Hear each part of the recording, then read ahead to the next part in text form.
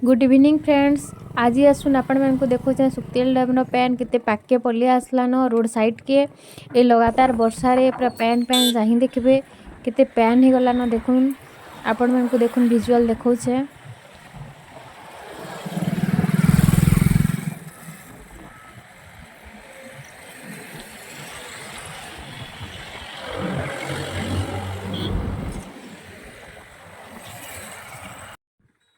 देखुन फ्रेंड्स आपन को अगली वीडियो रे देखैतिली जे जन दिन आइसतिलु से दिन बस स्टॉप पर देखा जोतला एते नै बुडीते ताली।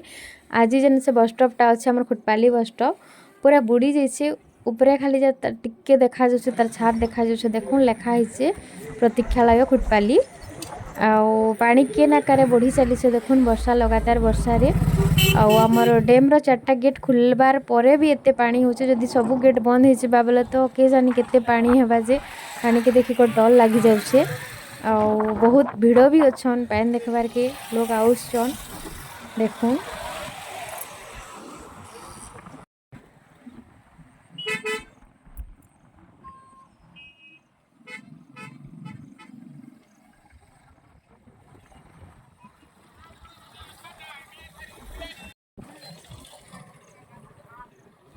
सबुआड़े देखुन फ्रेंड्स खाली पानी पानी पानी रे पूरा भरी गलान वर्षा तो लगातार जारी अच्छे।